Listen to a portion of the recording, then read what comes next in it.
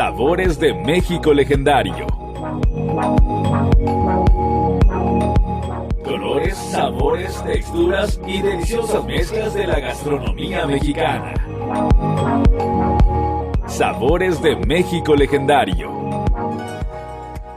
Bienvenidos y bienvenidas a Sabores de México Legendario. Soy Hani Itzel y el día de hoy hablaremos sobre la comida prehispánica. Para ello tenemos de invitado al chef Alcalá. Él es asesor gastronómico en la industria alimenticia. ¿Cómo está? Buenas tardes. Hola, muy bien. Muchas gracias. Buenas tardes. Gracias por la invitación. No, gracias a usted por aceptarla. Y bueno, empezaríamos preguntándole, ¿por qué le llama la atención la comida prehispánica? Mira, te voy a platicar la historia de por qué me interesó mucho la comida prehispánica. Yo, por mi trabajo, he tenido la oportunidad de trabajar en diferentes lugares fuera de México. He trabajado en Filipinas, estuve en las Islas Caimán, he trabajado en Estados Unidos. Y la gente siempre asocia la comida mexicana con tacos o la asocia a lo mejor con margaritas, nos asocian con un mole, nos asocian con nachos. Y a mí me ha llamado mucho la atención que la comida mexicana es muy rica y tenemos muchísimos sabores diferentes a lo que el mundo conoce. En uno de los trabajos que yo tuve, me tocó trabajar con una mayora. La mayora son las personas que se encargan o se encargaban de darle de comer a todo el personal que trabajaba dentro de un restaurante. Ellas elaboraban comida diferente a lo que nosotros comíamos o vendíamos en el restaurante. La mayora me enseñó a hacer aproximadamente 100 salsas y lo primero que hice cuando ella me iba a enseñar a hacerlas era pues tomar nota, ¿no? Con un cuaderno, un lápiz, ver cómo se hacía la receta, eso, y ella me regañó, me dice, mira, yo no sé escribir muy bien, no sé leer muy bien, y la comida, la cocina la debes de sentir, porque a mí así me enseñaron. Entonces ella me enseñó a hacer recetas de salsas, hicimos 10 o 15 salsas con jitomate, chile y tomatillo, y variaba la receta solamente en la preparación, en una lo tatemabas, en otra lo precocías, en una pochabas los tomates, o sea, muchísimas cosas que con 3 ingredientes hicimos 10 recetas diferentes. La señora era originaria de Tlaxcala y ella me empezó a enseñar recetas tradicionales de ella. Con ella conocí lo que era el tequesquite. El tequesquite es un tipo de sal mineral que se utilizaba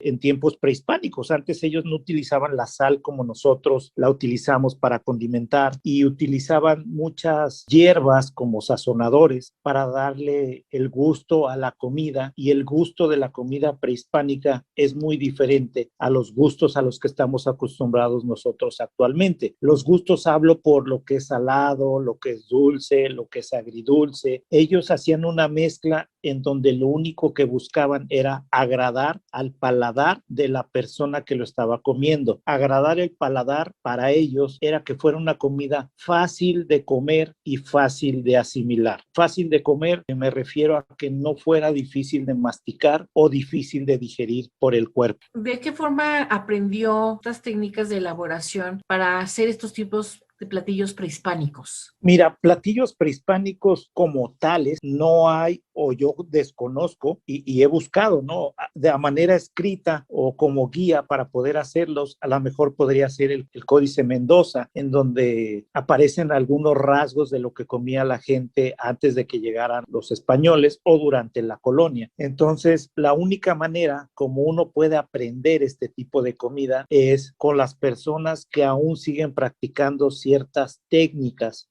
ancestrales. Por ejemplo, lo que yo aprendí de esta señora al utilizar el tequesquite para poder sazonar la comida es algo que normalmente pues, no lo aprendes en una escuela, o no viene en un libro detallado cómo utilizar el tequesquite o de dónde viene el tequesquite o cómo se puede utilizar, ¿no? Otra de las cosas que aprendí con ella fue el uso del epazote. El epazote es una hierba que nosotros utilizamos a veces para darle sabor. Sin embargo, era una hierba que en su origen se utilizaba para que la digestión de los alimentos fuera más rápida, para que algunos alimentos, por ejemplo los insectos que pudieran traer alguna toxina, al cocinarlos o al cocerlos con el epazote, solamente con la hoja, matar esa toxina y fuera más sencillo para nosotros de asimilarlo. Si te pones a pensar en tiempos prehispánicos, si tú te enfermabas o tenías un dolor de estómago o un dolor de cabeza, no era algo muy sencillo de saber por qué te dolía o cómo te dolía. Entonces, si la comida comida que tú comías te producía algún daño a tu cuerpo, no era una comida buena o una comida que tú siguieras comiendo. Entonces ellos buscaban que la comida fuera sencilla, fuera fácil de asimilar y que te causara el menor daño posible. Un ejemplo como el que te estoy dando es el uso de las hojas del epazote para que la comida se asimilara más rápido. En el descubrimiento de nuestra dieta prehispánica, ¿usted cree que en este proceso haya habido decesos? Los fallecimientos de la comida han sido parte del aprendizaje que hemos tenido dentro de toda la historia como seres humanos. El que la gente, por ejemplo, los vikingos, y te platico de los vikingos porque es parte de una historia, el que ellos comieran ciertas moras o ciertas bayas y el que supieran cuáles les hacían daño y cuáles no les hacían daño, sí causó varias muertes, ¿no? O sea, a lo mejor alguien probó las moras rojas y se enfermó y se murió, entonces sabían que ese arbusto no debían de comerlo y causó alguna muerte la comida de esa baya. Aquí, en cuanto a la cocina prehispánica, fue el mismo procedimiento. De hecho, nosotros como mexicanos comemos mucha comida que en diferentes lugares del mundo pues no la comen. Te pongo un ejemplo, el chile es una base fundamental de la comida mexicana y una vez platicando con personas de otra nacionalidad me decían, es que no me imagino a la gente en México en tiempos prehispánicos que llegaran a una planta, a un arbusto, arrancaran un chile, lo mordieran, les picara y lo siguieran comiendo aunque les causara daño. Y es algo que es la base de, yo creo que el 40% de la comida de nosotros siempre lleva un chile y la base de la comida o de la alimentación diaria de los mexicanos ahora es el chile, la tortilla, el jitomate, que siempre lo seguimos comiendo. Entonces, yo creo que sí causó muertes. Así no te lo puedo asegurar porque no tengo un respaldo que lo asegure. La primera persona que probó el tequesquite se enfermó y se murió porque a lo mejor el tequesquite tenía lama cerca del lago y eso fue lo que lo enfermó y se dieron cuenta que el tequesquite funcionaba más el que estaba a las orillas, en la parte de arriba, el que era más blanco, o a la hora de cocinarlo cambiaba el sabor o cambiaba algo, lo hacía menos dañino para la persona. ¿Cuáles eran los instrumentos de la cocina que se utilizaban en la época prehispánica? Mira, el ser humano como tal, al carecer nosotros uñas filosas, de tener dientes largos, de tener alguna manera para procesar la comida más rápido, de manera más sencilla, hemos inventado diferentes herramientas a lo largo del tiempo. Y una de las herramientas que la gente aquí en Mesoamérica utilizamos es el metate y es el molcajete. ¿Por qué? Porque nos dimos cuenta que al triturar el grano, por ejemplo, el maíz, al hacer la nixtamalización del maíz, era más sencillo o más fácil de manejar ese grano al molerlo. Entonces utilizaban a lo mejor en un principio piedra solamente y se fue refinando esa utilización de piedra contra piedra hasta haber creado el molcajete, haber creado el metate, la piedra con la que se muele el metlapil. Todo ese tipo de instrumentos se fueron desarrollando y se han ido arraigando en nuestra cultura hasta un momento en el que fueron sustituidos por implementos electrónicos que hacen más sencillo nuestra forma de vivir el día a día, ¿no? Un ejemplo es, a mí me tocó ir a la escuela y utilizar calculadora, ir a un viaje y utilizar una cámara, y ahora todo ese tipo de instrumentos han sido sustituidos por un teléfono inteligente, un teléfono celular que trae calculadora, que trae cámara, que toma video, que hace ya tantas cosas que no necesitas ir cargando todo el equipaje. De igual manera sucedió con el molcajete y sucedió con el metate, que fueron sustituidos. Sí es diferente a lo que había en Europa en ese tiempo, en donde la comida o para moler la comida utilizaban otros ingredientes, por ejemplo un mortero en donde muchas veces estaba hecho de madera o podía estar hecho de cerámica, dependiendo la utilidad o la especialización que le iban a dar a ese instrumento. Aquí todo se hacía a través de piedra porque era el ingrediente que ellos tenían a la mano. De hecho, hay una sopa que es la sopa de piedra, en donde se calentaba la piedra a lo más que se podía calentar y se agregaba dentro del agua o dentro de un caldo, se agregaba la piedra para mantenerla caliente durante más tiempo esa sopa o ese caldo. ¿Por qué a veces molían el maíz? Es porque era a veces más fácil transportarlo ya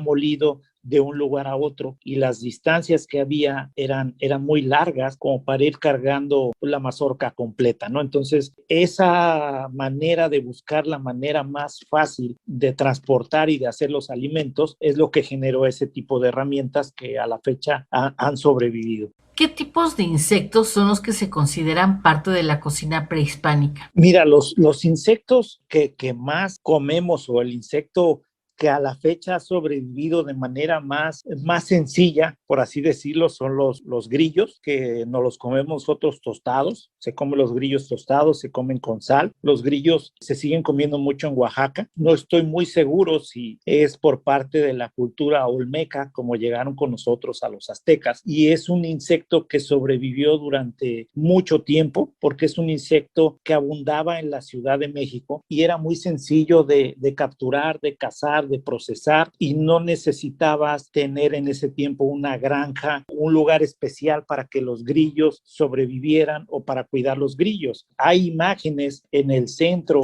en el Zócalo, en 1920, 1930, donde hay señoras que tienen en la parte de afuera, en las esquinas, en los portales, vendiendo este tipo de insectos, vendiendo grillos, y los vendían a través de tantos. Un tanto era un tipo de medida que cada uno determinaba, que podía ser no sé, una lata de metal o una bandeja de un tamaño, y le ponían un precio a esa bandeja que llenaban del insecto y lo servían. Esa era una tradición que existía desde tiempos prehispánicos. Así es como ellos vendían sus alimentos, y se puede ver en el Museo de Antropología e Historia, donde hay una maqueta grande de un mercado, la manera como ellos vendían e intercambiaban alimentos a través del uso de los famosos tantos. Entonces, ¿qué es lo que le recomendaría usted a los comensales de probar por primera vez un insecto? Mira, en el caso de lo que son no tanto grillos, sino los chapulines, yo no he comido chapulines vivos. Entonces, sí es importante que cuando consuman chapulines, los consuman tostados. La manera de tostar, a la hora que tú tuestas un chapulín, es en un comal caliente, pones los chapulines, se tuestan en el comal, se deshidratan y tienen un sabor como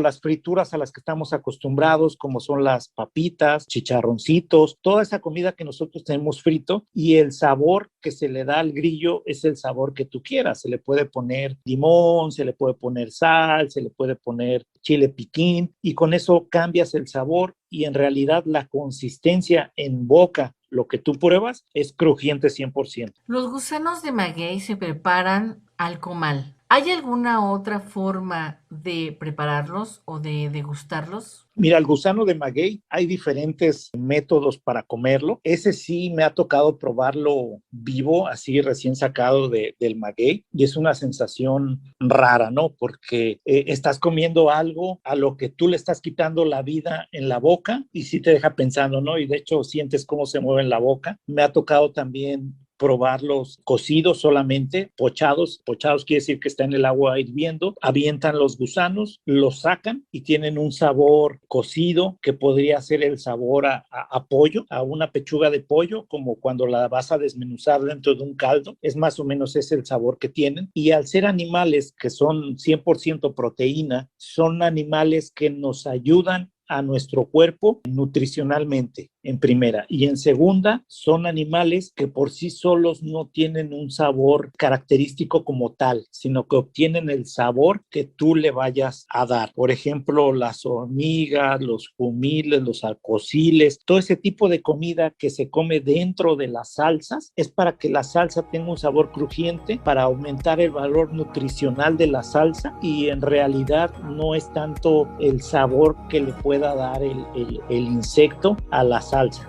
Vamos a un corte y ya regresamos con más de Sabores de México Legendario con el chef Alcalá. Regresamos.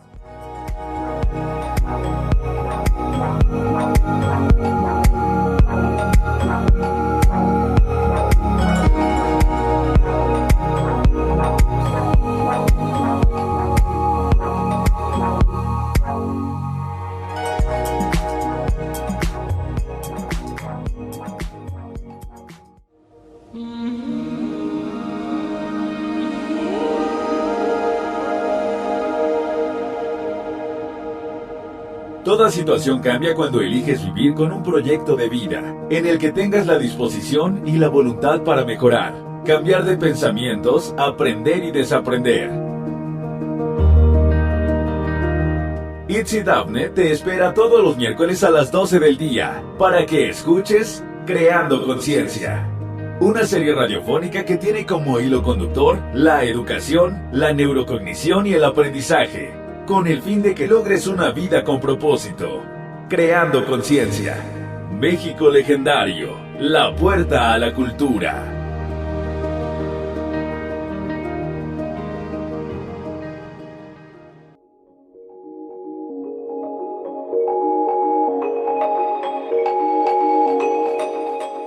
Sabores de México Legendario. Colores, sabores, texturas y deliciosas mezclas de la gastronomía mexicana. Sabores de México Legendario.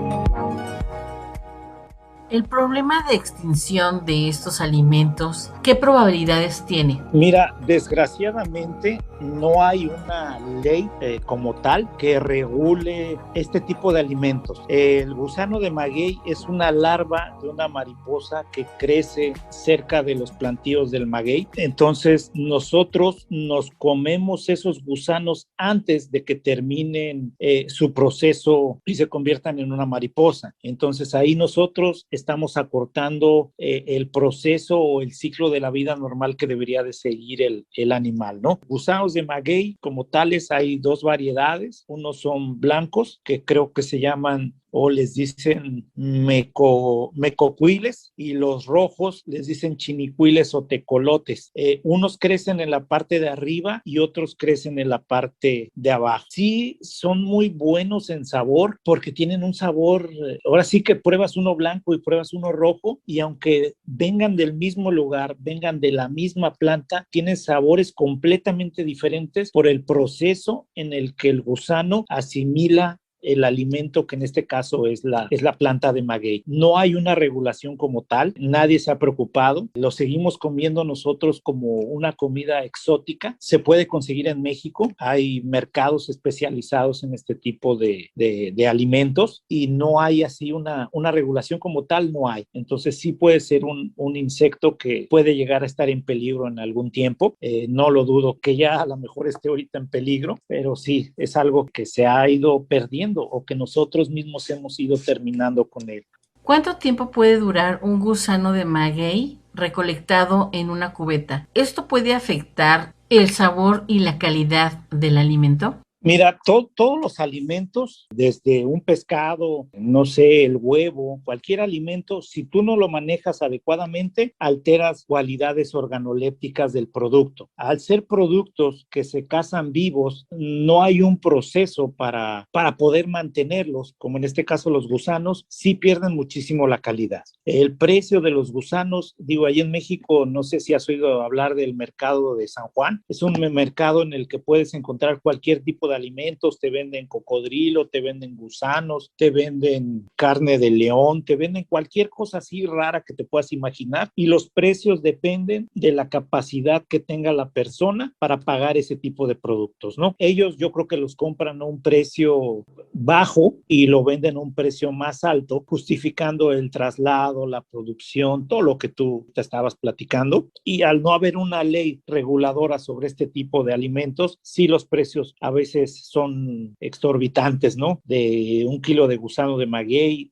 no sé ahorita si esté entre 600 o 800 pesos más o menos. Yo vivo en la ciudad de Hermosillo, Sonora. Tiene un rato que no voy al mercado de San Juan en la Ciudad de México, y sí te puedo decir que los precios estaban muy, muy altos. No, incluso en un restaurante que usted puede degustar este tipo de alimentos, un plato simplemente le cuesta alrededor entre de 1,500 a 2,000 pesos, desde el proceso de ir a buscar donde se encuentra encuentra el nido de la hormiga. Mira, los que tú dices son los escamoles. Ándele, los Los escamoles. escamoles es la larva de la hormiga. De la hormiga, así es. Esos crecen a veces abajo del maguey o abajo de las nopaleras, y esos son muy caros porque solamente hay ciertas temporadas. No sé si sigue siendo marzo y abril, que era la temporada en donde puedes encontrar ese tipo de escamoles. Entonces, hay lugares como en Teotihuacán, en los restaurantes que están ahí cerca, donde te venden el escamol, y es un escamol que tienes durante todo el año. Entonces, imagínate la producción, si es en marzo y abril y tú vas en diciembre, pues ya cuánto tiempo llevan esos escamoles congelados para poder seguir teniendo siempre ese producto. A diferencia de lo que se hacía en tiempos prehispánicos, en donde estaban muy marcadas las épocas o las estaciones o las temporadas, ellos llevaban su alimentación de acuerdo a lo que se producía durante ese tiempo. Por ejemplo, los escamoles, si sus tiempos eran marzo y abril, en marzo y abril se comían los escamoles y se terminaba la producción de escamoles y pasaban y comían otro tipo de animales, otro tipo de insecto, para no desgastar el campo y para no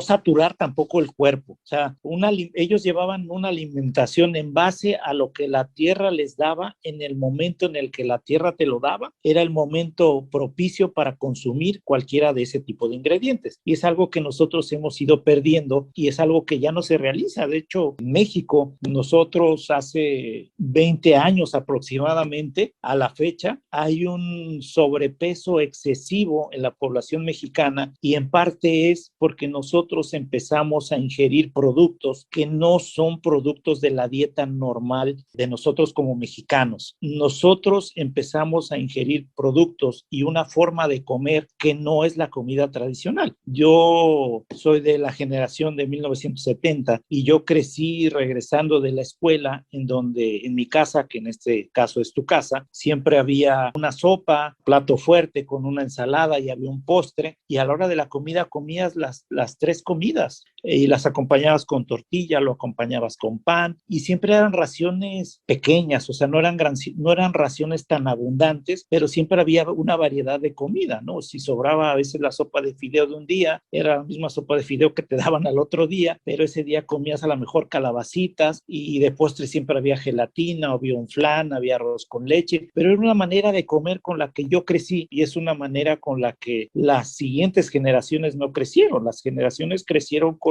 lo que la mamá les podía dar de comer en ese momento, que podía ser comida rápida, una pizza o algo, y eso de alguna manera degeneró la alimentación de nosotros como mexicanos, ¿no? Eso es otra de las cosas que me llamó mucho la atención de la comida prehispánica.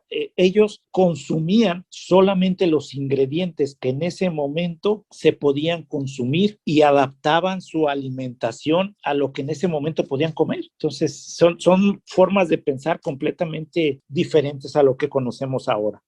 ¿Qué opina de la alimentación que no corresponde a nuestra dieta básica? Mira, lo que fue la carne, pues fue carne básicamente de todo lo que fue ganado, ¿no? Porque carne, nosotros consumíamos carne de lagarto, consumíamos venado, muchísimo venado. De hecho, la tierra del faisán y el venado, todo lo que consumían los mayas, era parte de esa alimentación. Y muchos platillos que ahora conocemos con carne de puerco, antiguamente se realizaban con carne de venado. Igual la carne de venado tiene un tiempo de gestación, el venado, tenían un tiempo de caza, y se adaptaban a ese tipo de comida. Lo que nos enseñaron o mal aprendimos de los españoles fue que ellos, al tener ganado o animales de corral, lo que buscaban es que durante todo el año tú tuvieras acceso a ese tipo de carnes, ¿no? Por ejemplo, el puerco, tenían puercos en el corral y durante todo el año tenían puercos, y todo el año tú podías comer carne de puerco sin ningún problema, cosa que nosotros, antes que llegaran los españoles, no teníamos acceso a eso. O sea, no había corrales de venados como tal, no había un mercado de venados o alguien que se dedicara a cuidar venados y después llevarlos al mercado y vender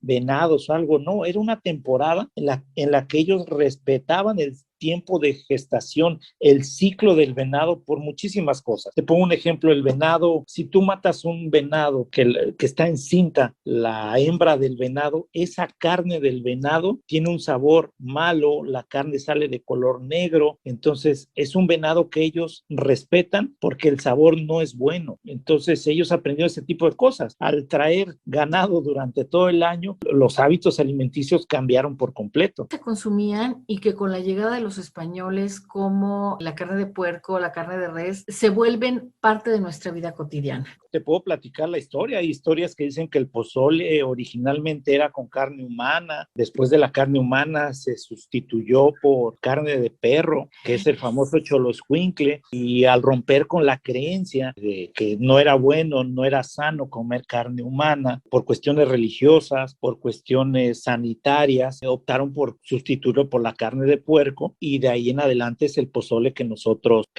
conocemos, ¿no? Son historias que de alguna manera están referidas en los diferentes códices que se han logrado traducir, y es lo más cercano a lo que nosotros conocemos, ¿no? Hay muchísimas historias de la alimentación en México, las famosas milanesas, cómo llegaron con nosotros, era el plato favorito de Maximiliano de Habsburgo, y las señoras que aprendieron a prepararlo en esas cocinas, estaban en esos tiempos en el castillo de Chapultepec, lo llevaron y lo bajaron a sus casas, y de ahí se reprodujo la milanesa, y ahora es famosa. Las tortas de milanesa son parte de la cultura mexicana y son platillos que se fueron introduciendo durante el tiempo. A excepción del jabalí, es una carne de color gris, es difícil de preparar porque el jabalí tiene el ombligo en la parte de arriba, y si tú cuando lo matas rompes ese ombligo que trae el jabalí, tu carne se amarga. Entonces los jabalís sí era un alimento que ellos comían como parte de una celebración o para algo especial. No era así como que todos los días vamos a comer jabalí, no. Los demás animales sí, no hay ningún problema, y el tipo de cocción casi siempre era en un horno de tierra. El horno de tierra sí es algo que a la fecha se sigue utilizando. El horno de tierra es como con lo que nosotros hacemos la famosa barbacoa de borrego de Hidalgo. Es el mismo procedimiento, y es un procedimiento prehispánico que ha pasado de generación en generación para conseguir el máximo sabor de la carne.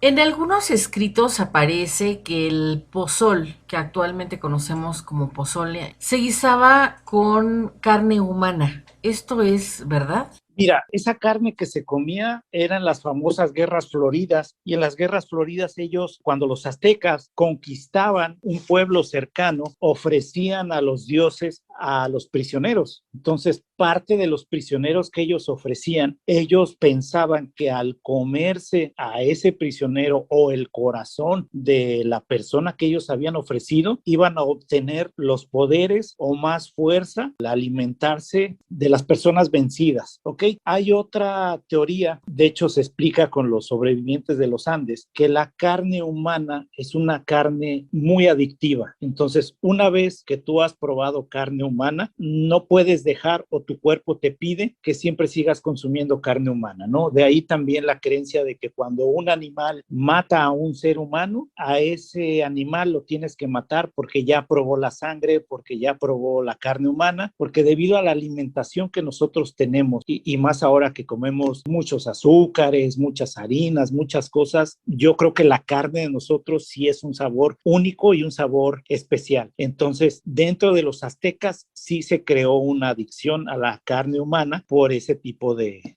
razones o por ese motivo. Esto fue Sabores de México Legendario, con el tema La comida prehispánica en la voz del chef Alcalá. Le agradecemos mucho su presencia. Cuídate mucho, muchas gracias. Esto fue Sabores de México Legendario. Producción, Mario de la Fuente. Voz, Hani Itzel. Esto es Radio México Legendario 2021.